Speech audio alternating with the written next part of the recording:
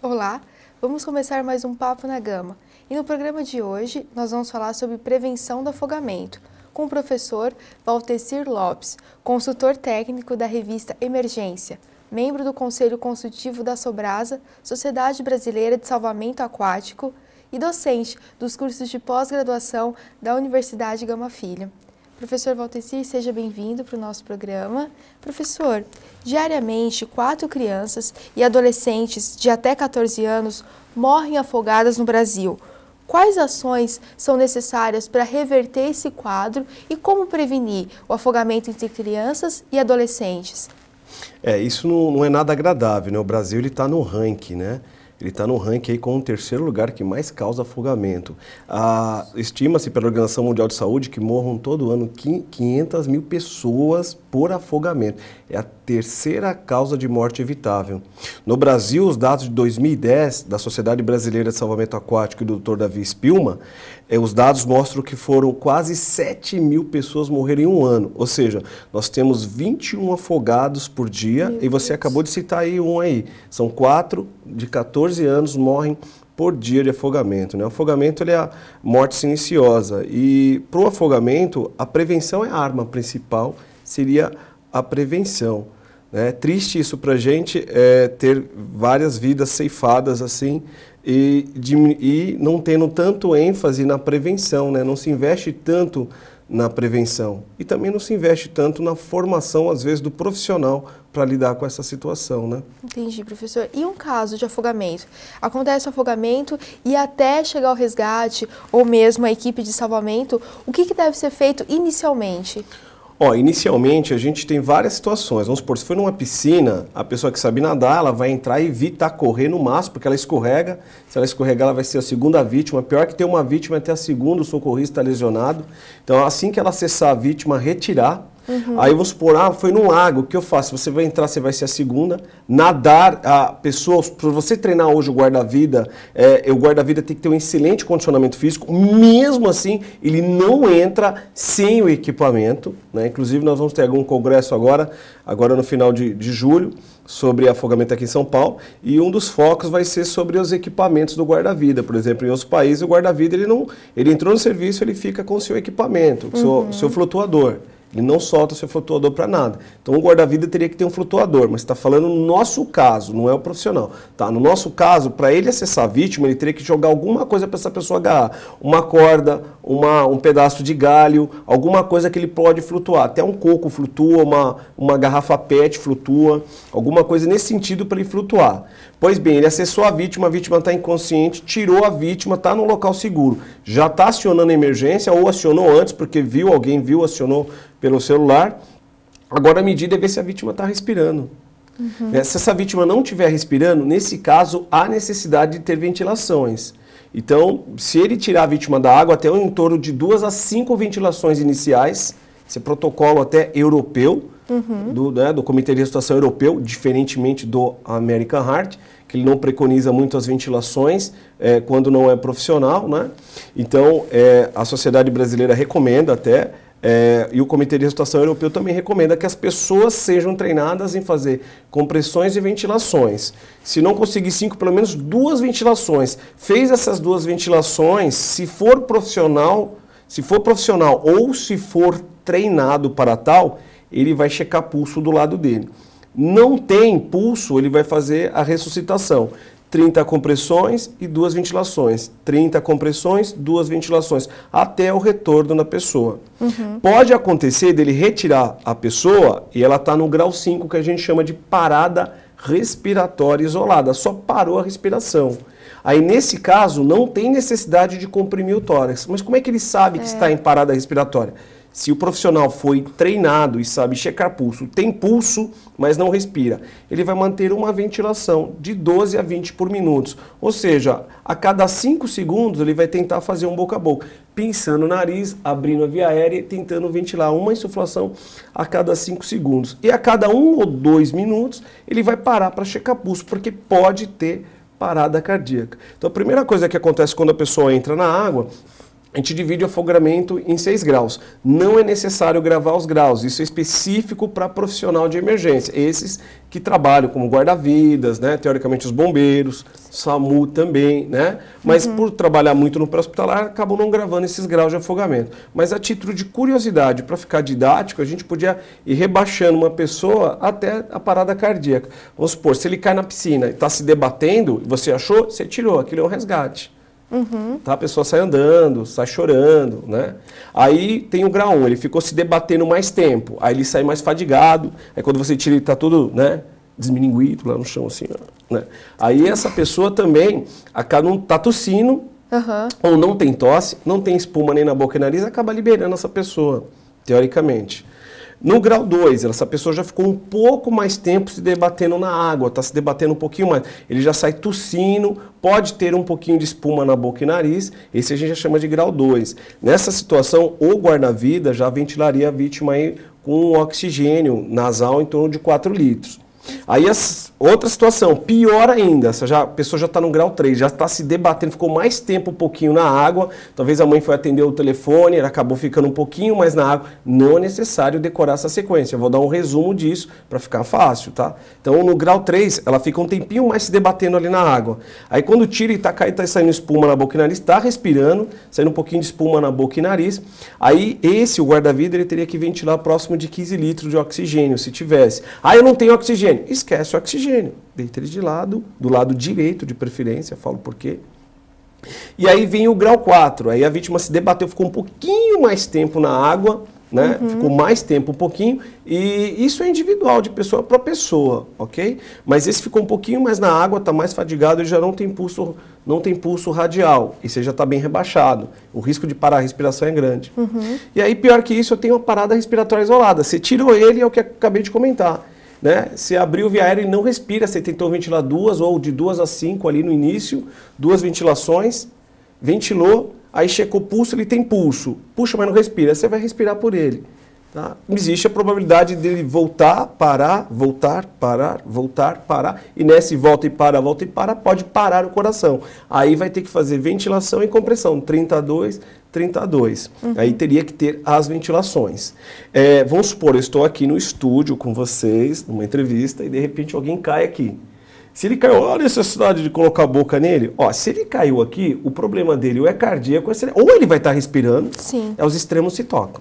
Ele desmaiou, está respirando. Ou convulsionou, mas vai estar respirando, ou está em parada cardíaca. Tá? Ou foi problema cardíaco, ou foi AVC, mas teve um problema cardíaco. Aí, no início, o ideal era só fazer compressões, não tem necessidade de ventilar. Porque de 0 a 80, essa é a primeira causa de morte no planeta. De 0 a 80 é coração e cérebro. Por isso que até o American Heart foca muito que compressão torácica é melhor que compressão e ventilação. Entretanto, o número exponencial, um número tão alto de afogamento, 500 mil pessoas por ano. Nossa, é muito alto. No planeta. E no Brasil são 7 mil. Dados subestimados, que estimam que sejam mais. A gente fala 21 por dia, mas esses números podem ser bem mais. Né? Então, há necessidade de repensar nos treinamentos e ensinar também para leigo compressão e ventilação. Não tem tempo. O tempo é curto para todo mundo, né? O tempo voa. Então, se tem como treinar as pessoas em compressão e ventilação, o melhor será compressão e ventilação. Se a realidade dele, eu tenho piscina, eu moro no lago, eu moro no rio, moro próximo do rio, moro na praia, aí o afogamento está mais perto dessa população. Então, é interessante ensinar compressão e ventilação. Pessoas que estão em parada cardiorrespiratória por afogamento, 93% dessas pessoas morrem. Nossa. E em compensação, pessoas que só tiveram parada a respiração, parou a respiração, mas o coração ainda está batendo, o índice de 44% dessas pessoas morrem. É dado brasileiro e esses dados são utilizados internacionalmente. Definição de afogamento é brasileira, é acidente causado por aspiração de líquido durante uma submersão ou imersão. E submersão e imersão é meio sinônimo, né? É brasileiro. A gente deita a vítima de afogado, qualquer afogado que vier de preferência do lado direito, Eu tenho a traqueia, ela faz uma traqueia, tem uma bifurcação para a direita e para a esquerda. A da direita aqui, ela vai direto. Então, ela faria isso aqui. Então, se jogar água aqui, cai mais água do lado direito. Então, todo afogado, de preferência deitado do lado direito. Há uma observação de 1993 ou 1998, se eu não me engano, de um brasileiro, Dr. Davi Spilman, escreveu um case e isso acaba virando diretriz. Então, a maioria dos afogados deitam do lado direito. Entendi, professor. E os pais? Os pais que desejam colocar o filho na natação, o que eles têm que observar?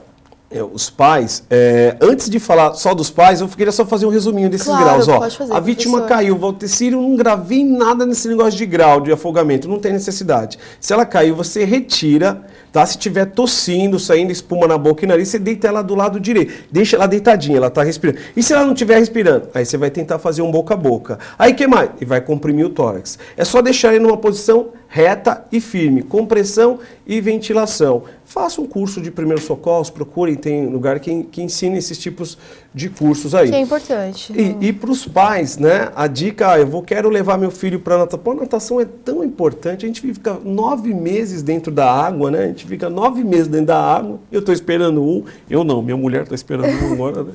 E você sai da água e a vida inteira você quer ficar longe. A água é tão importante para a gente. A natação é uma atividade tão boa. Todas as atividades são importantes. Nosso planeta é água. E a gente gosta tanto de água. Então não é necessário o pai, eu estou com medo e tal. É o primeiro, eu também vou ser pai, então eu teria esse receio.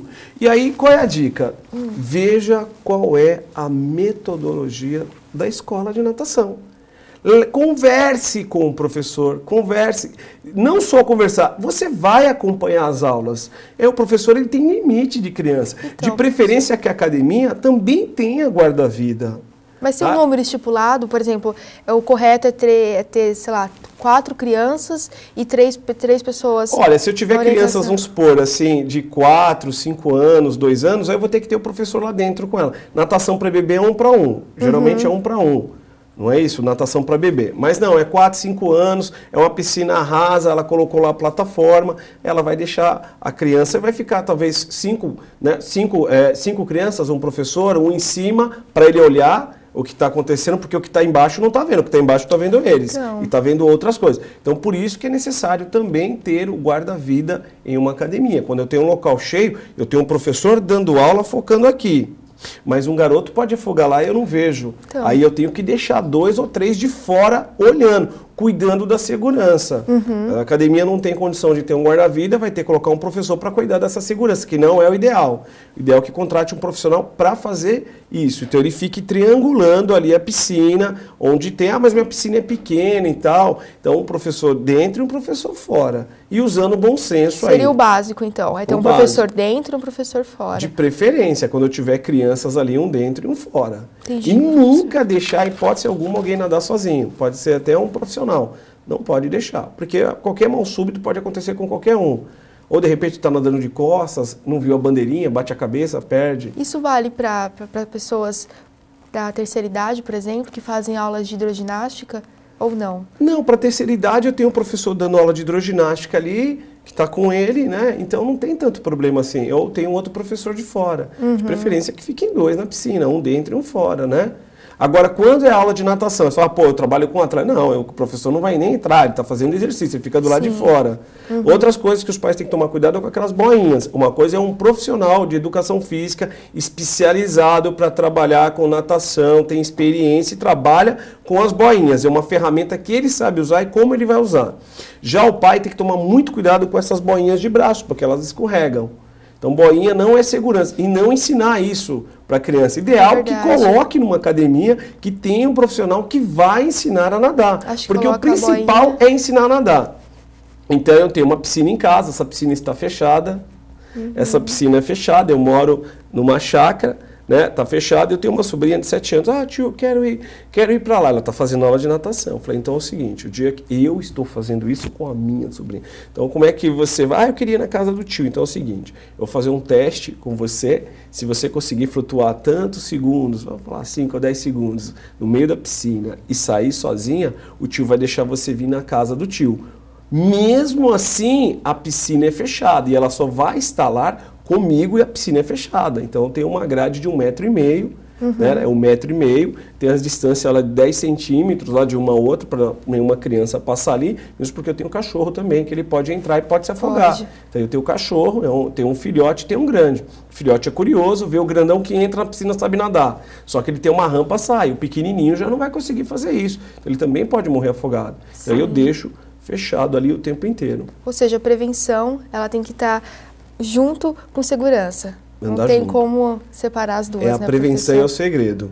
Né? Então você tem que capacitar também os profissionais para que sejam capacitados numa situação de emergência atuar. E quando você capacita um profissional para atender uma emergência dessa aquática, porque na formação, por exemplo, do professor de educação física, do enfermeiro, do médico, fisioterapeuta, esses tiveram formação em primeiros socorros. Sim. Só que não é cultura no Brasil cobrar esse tipo de coisa. Não existe legislação específica que é comum nos Estados Unidos, como no Canadá, como na Noruega, que todo ano, a cada 2 anos, você tem que renovar sua carteirinha ou o seu certificado de treinamento. Seja protocolo do National Safety Council, do Emergency Care Safety Institute, da Red Cross, da Cruz Vermelha ou do American Heart, né? Tem que estar atualizado esses credenciamentos. Isso não é muito cultura no Brasil. Então o cara às vezes se forma, fez o curso e esquece. Isso esquece. Eu dou treinamento, eu pego férias, dezembro, janeiro, eu volto, eu estudo sempre para montar ou para dar uma aula. E eu vejo, puxa, se eu trabalho com isso há 19 anos, e se eu não estudo, ou se eu não pratico, ou se eu não vivencio isso, eu esqueço, o que dirá um profissional que faz um curso, daqui 2 anos eu vou fazer de novo. Então ele tem que estar preparado para atender. Então é aquilo que você falou, a arma é a prevenção.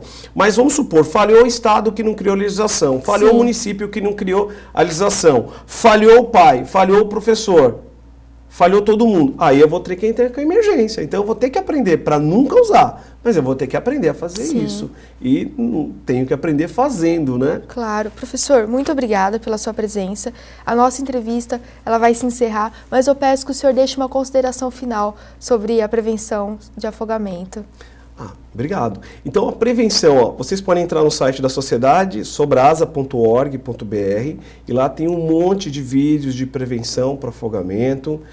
Eu tenho um site pessoal que é com www.valtecirlopes.com.br. Tem um site também da GES Brasil, que é da empresa, que é GES, Grupo de Ensino e Saúde, gesbrasil.com.br, e lá também tem algumas informações sobre prevenção de afogamento. Professor, muito obrigada pela sua presença e assim, eu espero receber o senhor mais vezes para a gente falar mais sobre esse tema, que eu acho que é fundamental.